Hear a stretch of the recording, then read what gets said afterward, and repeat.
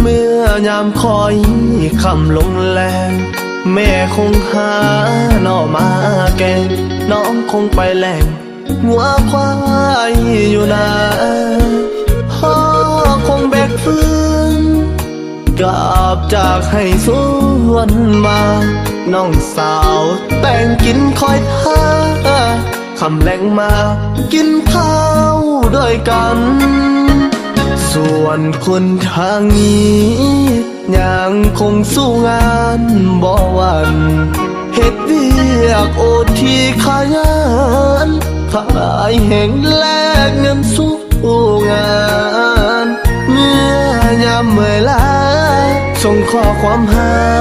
คนทางบ้านส่งเฟซส่งไลน์หากันให้มีกำลังสู้งานคนไกลบ้านแห่งงานก็เพียงต้อยต่ำติดดินหากินอยู่ในเมืองใหญ่เมืองใหญ่เมืองนี้บ่ได้เป็นที่อยู่ของใครขายแห้งแลกเงินพอใช้จะกลับไปบ้านนาของเฮาอยากกลับบ้านไปคิดฮอดลำเนาทานทิศเวียกงานจบสิ้นปีนี้ลูกจะไปหา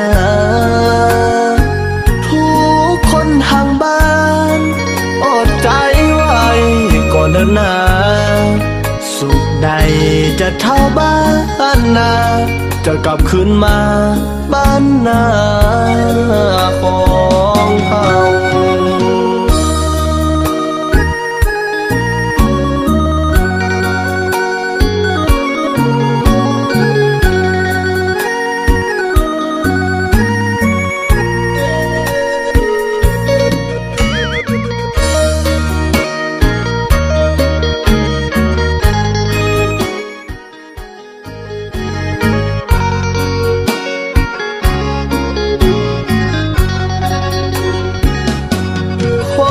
ไกลบ้านแห่งงานก็เพียงต้อยต่ำติดดินหากินอยู่ในเมืองใหญ่เมืองใหญ่เมืองนี้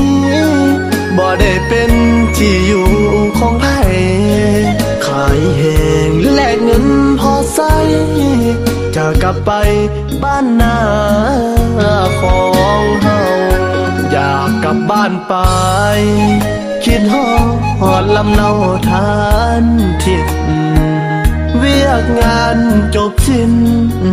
ปีนี้ลูกจะไปหาทุกคนทางบ้านอดใจไว้ก่อนเดินหน้าสุขใดจะเท่าบ้านนาจะกลับคืนมาบ้านนาของเฮา